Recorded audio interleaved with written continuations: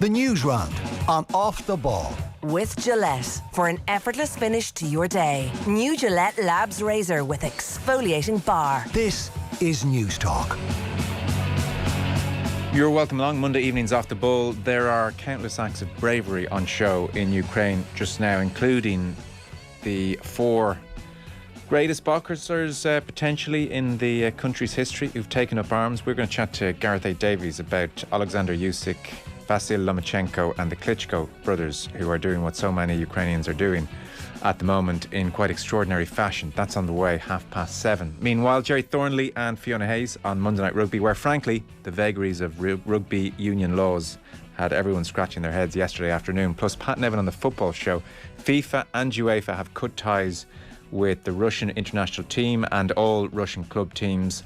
Abramovich has done, we're not exactly sure what, with Chelsea, and Caoimhín Kelleher most certainly stole the show. There's a lot going on. 53106, the text number. We're at Off the Ball on Twitter. Richie McCormack, evening. Evening, Joe. And Adrian Barry, good evening. Hello. Hey, Joe. Richie. So lots going on. Adrian, Gareth A. Davies with us this hour just to chat a bit about Alexander Usyk, Vasil Lomachenko and the Klitschko brothers, who, like so many, have taken up arms in Ukraine and travelled from abroad, in the case of Usyk and Lomachenko, to take up arms. And really it's not to beatify those 4 men in particular, but they do serve as a way of personifying this phenomenon that we're all seeing. And it's the most striking thing to watch men and women make the journey back to Ukraine to take up resistance, when frankly I'm not sure I'd have that bravery. I don't suspect lots of us would. So we're going to chat to Gareth A. Davies about that at 7:30, and it is the most extraordinary thing. It's unthinkable, Joe. Like, I mean, you've just said there yourself, you're not sure you would take that step. It is actually, it's just impossible to comprehend what sort of position you would be in. Like, we knew of the desperate times we had here when COVID broke out a couple of years ago, and like we were having to reimagine the way we lived life, not even in the halfpenny place compared to what the people of Ukraine are dealing with at the minute. And I heard an interview with, she was Ukraine MP over the weekend, and she was talking about how 3 days previous, if you had asked her about, she was there with Kalashnikov rifle in her hand, and was saying that, you know, if you 3 days previously had been telling me this would be the position I'm in right now, I wouldn't have believed you. And I think, you know, it's impossible to answer the question unless it arrives at your door. And what an awful, awful conundrum to be in. Yeah. In Alexander Usyk, I mean, we're talking about the 2-weight world champion. We're talking about the heavyweight champion of the world here. Yeah, it's like one of the more blue ribbon titles in world sport. The WBA, IBF, WBO heavyweight world champion beat Anthony Joshua last September. Really should be training for a rematch against Joshua in May or June. So he has travelled back, pound for pound, the second best boxer in the world right now. We have Vasil Lomachenko, who, just chatting with Ronan outside, Ronan Mullen, was saying there's an argument this guy's the greatest fighter of all time. Like, he's a world champion in 3 weight classes as a pro, and as an amateur, 396 fights, 1 defeat. And the guy who had the cheek to beat him, he went and beat him twice after. So 396 fights and 1 defeat. Gold at the 08 and 12 Olympics, gold in the World Championships 09-11, and is just unbelievable. He, by all accounts, married with 2 children, was out of the country when Russia invaded, and made his way back via Bucharest and Ukraine. And he's gone to his hometown in the southwest of the country, and he's taken up arms. And then the Klitschkos we're very familiar with, and we've seen them releasing videos. So it's quite, you know, extraordinary. 4 of the greatest boxers of all time, potentially, or certainly 4 of Ukraine's best, are very much part of that movement. So that is happening. And then, Richie, we might start with your main story in the Newsround, because it's very significant. We'd heard reports it was coming. The Newsround is brought to you by Gillette. Put your best face forward with our new and improved razors. Big news in the world of football. Yeah, FIFA and UEFA have suspended all Russian teams from their competitions effective immediately. The decision follows an IOC resolution to bar all athletes from Russia and Belarus from competing in international sport. It means Russia will not be able to play in next month's World Cup playoffs. They were due to play Poland. Spartak Moscow have been expelled from the Europa League, with RB Leipzig through instead to the quarter-finals. A decision on Russia's involvement in this summer's Women's European Championships will be made at a later date. UEFA has also cancelled its sponsorship deal with the Russian energy firm Gazprom, worth north of €40 million a season. Schalke have also done the same today. Just last night, FIFA claimed Russia would be able to play at neutral venues, but not under the Russian flag nor the Russian name. Earlier today, the FAI said that no Republic of Ireland team will play Russia until further notice. They are following in the footsteps of several national associations. I'm sure you were watching that story develop all day. Rich, thoughts? Yeah, it's it basically shows what a weak decision last night FIFA had come to, and there's obviously myriad reasons for that, and the money is probably chief among them. But they were left with no other option today once the IOC, of all people, who will take a softly approach to pretty much anything so as to not be viewed as political, decided that all Russian athletes, all Belarusian athletes, because of their support of the invasion, should be booted out of international competition. So FIFA had no road left to travel on this. Poland had made it clear, even after last night's really weak announcement from FIFA about the neutral venues and neutral flags and all that nonsense, that Poland would not be playing any hue of a Russian team. Similarly, the Czech Republic and Sweden, in the same path of that playoff draw, wouldn't be involved against any Russian side. And then you've got loads of federations, be it Norway, be it ourselves, be it England, sundry others, who said that no matter what the level, whether it's futsal, women's football, beach football, whatever, under 19s, under 18s, they're not going to be playing Russia. So FIFA had been left with no option here, but it shows how weak they've had. They were appalling in their response to all of this, and this is too little too late. As regards UEFA, I mean, this is just following on essentially on what they'd built already, and you can't really blame them. They've done everything that's asked of them. They've cut ties with Gazprom. You would hope that this just carries through. Like, this can't just be a situation where Russia withdraw their forces from Ukraine and suddenly it's everybody back in the pool. There needs to be some long-lasting repercussions for this. Namely, keep the neutral thing might have to stay. Obviously, they're looking into the summer at Russia women's team competing in the Euros in England. Like, that can't happen. Like, regardless of what happens in the next couple of weeks, especially if it turns out the positive side, there needs to be some long-lasting repercussions for this. And sporting repercussions are just the minor level of that. It does seem, Adrian, FIFA have been shamed into action here, and they were left with no option. I mean, initially their council on the Russia-Poland match said neutral venue, and it won't be against Russia, it'll be against the Football Union of Russia, akin to the Olympics having let's call them Russia but not call them Russia kind of a situation. And the Polish FA responded. Their president was very strong. He said, this is unacceptable. We're not interested in the game of appearances. And he called on the expulsion of Russia and said, we are not playing against Russia. And then the Swedes and the Czechs came in very strongly behind Poland with similar views. And of course, those four teams are linked in this World Cup playoff situation. Now, once that happened, and then the other FAs came in this morning, once that happened, FIFA had no option, because you can't have a World Cup without these other nations involved. And even FIFA couldn't take the side of Russia on that point of principle. So they've been utterly shamed into action laterally on this Monday and deserve next to no credit for it. Totally agree with that. Most of the things that are happening now are easy to do as well. Yeah. Easy to do in a way that, like Robert Lewandowski coming out a couple of days ago, not easy to do. Like Daniel Medvedev, his tweet, it didn't directly talk about the conflict, but coming from a Russian asking for peace in the world, like, is putting himself in an extraordinarily difficult position in terms of the toll that something like that might take on him or his family.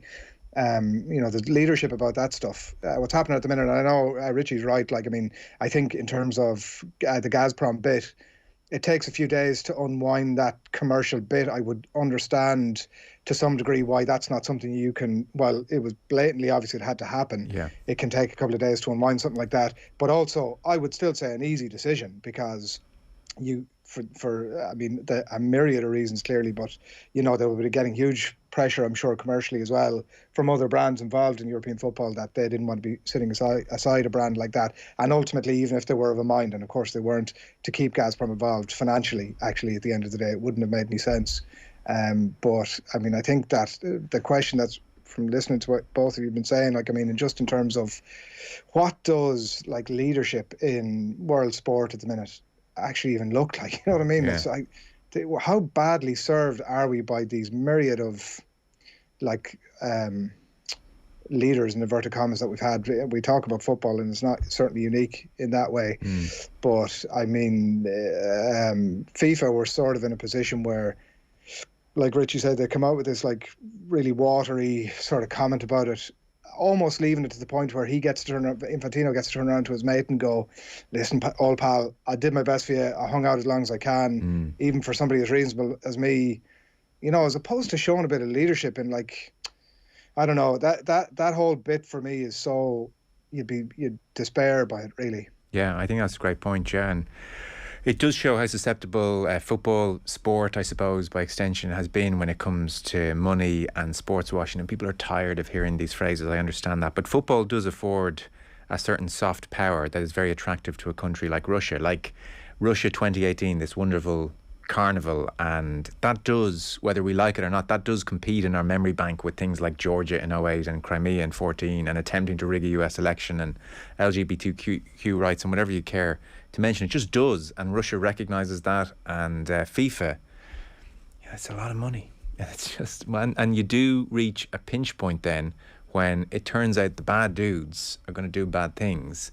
Your morality is compromised, and for FIFA, for the IOC at times, it's badly compromised, and none of us are surprised. Like, we all understand what's happened here and how complicated Gianni Infantino's life has been over the last week, but we don't have to respect it. We don't have to think it's a good state of affairs. Football, sport just follows the money, takes the money, and then when bad things happen, it gets tricky. The only area I'd have some sympathy is probably not the right word, but just level of understanding with FIFA is, to be fair to them, Richie, for whatever reasons, they have had a long history of being very wary of adjudicating on politics and conflict. You know, so for instance, what's been thrown at them now is, well, hang on, okay, so Russia get banned, what's with the Saudi Arabians and Yemen? Why not that conflict? And I think FIFA have always been wary of trying to go down that line, because when you get into the greyer areas, it does get very tricky, and I can accept that to a point as well. Yeah, but with that, you're talking about an organisation that last week took sanctions against a couple of really minor football associations for governmental involvement in their day-to-day business. I think Zimbabwe was one of them. I'm open to correction on that, but there was definitely two. Kenya. That wouldn't necessarily be Kenya. There you go. They wouldn't necessarily be world beaters, and yet they took immediate action against them at their committee meeting because of that political involvement.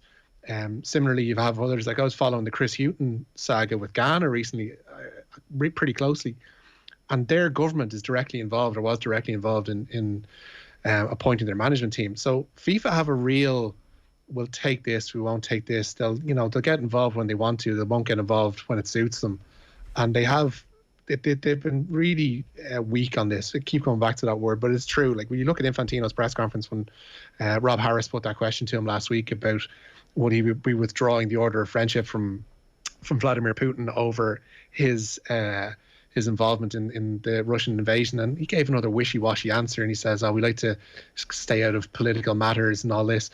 And yet Infantino in particular is so keen to be pictured beside these political heavyweights, and whatever their current state, whether they're a benign force in the world or whether they're someone like Putin, he is all too happy to go and fraternize with these people, and they are political people. So you can't then turn around and say that you're not going to take action because one country is invading another. And like, you can even go back to, like, when was the last time Shakhtar Donetsk were able to play a Champions League game in Donetsk? They've been based out of Kiev and other Ukrainian cities for the last while because of a lack of will to get anything done from political forces, not just footballing forces, from political forces to get anything done to properly resolve issues in Ukraine and Russian involvement in Ukraine. So FIFA have done the bare minimum. Yeah. No, like, they've done the absolute bare minimum, and they've done it way too late.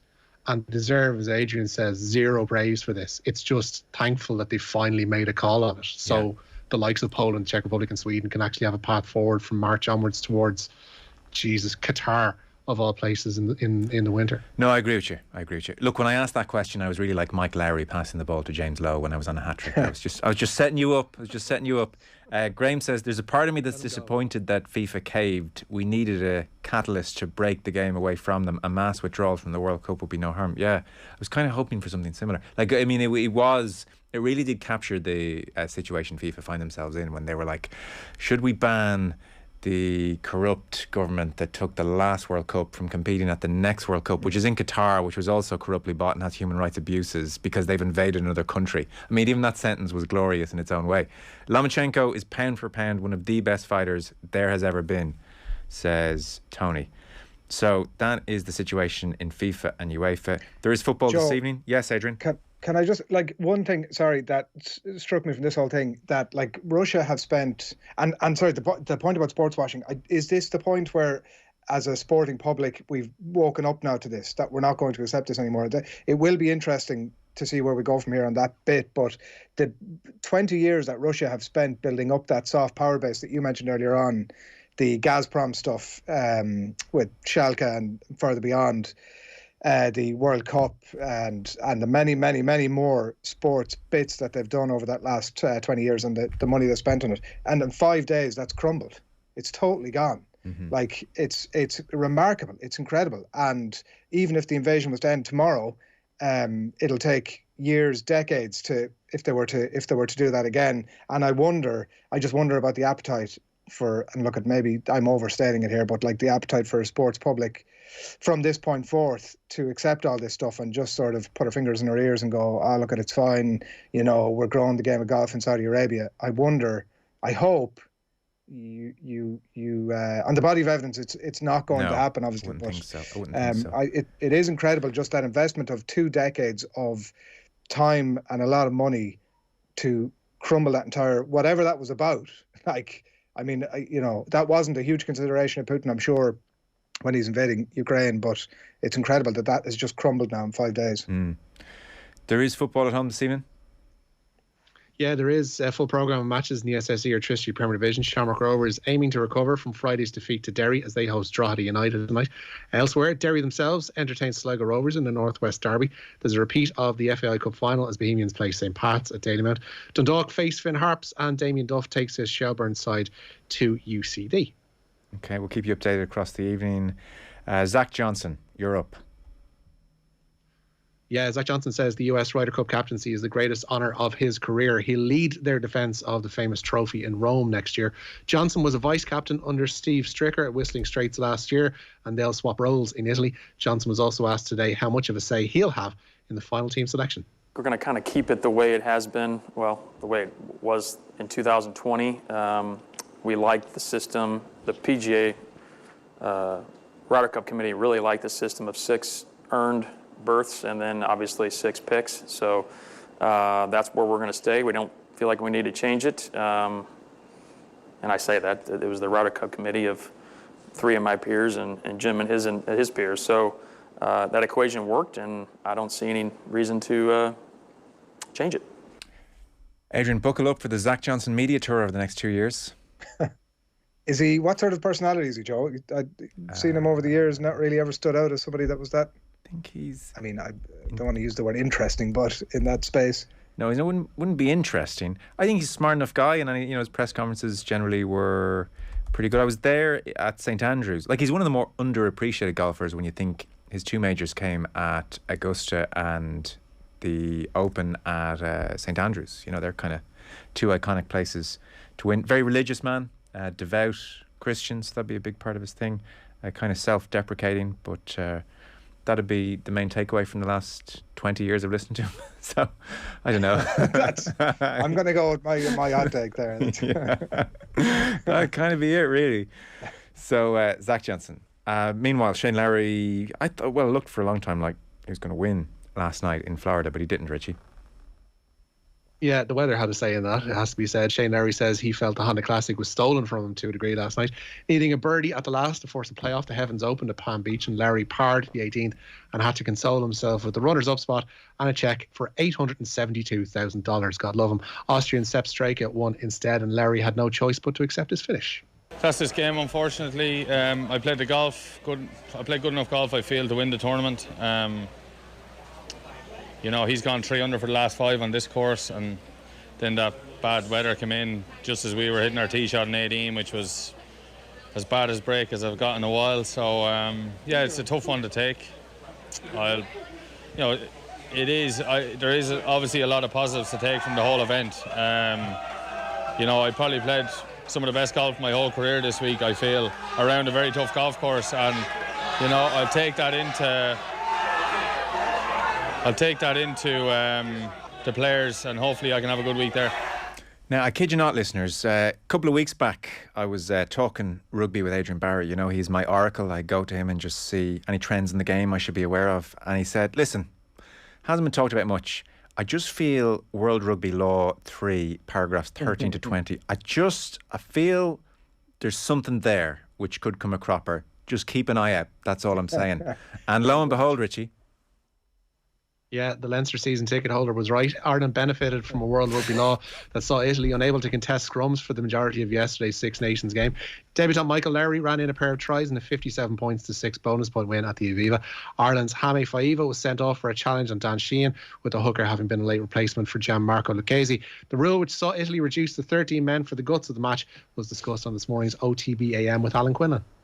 When the law was brought in, it was down to props getting or hookers getting injured or faking injury, and it going to uncontested scrum. And look, if a team ended up with uncontested scrums, the probability is this doesn't happen till maybe the 60th or 70th minute. Do you know what I mean? If guys are getting injured, that's probably the reality. So if you to play the last 10 or 15 minutes with 14 men, you're not really going to be going crazy over that if the law was adopted in for the reason it's brought in. But because it happened so early yesterday, and because there's the red card, and again, probably debate around the red card a little bit. I'm probably fairly close to zero tolerance on the high hits. But part of me just felt sorry for Faiva yesterday. But your letter to law situation, again, it was a red card.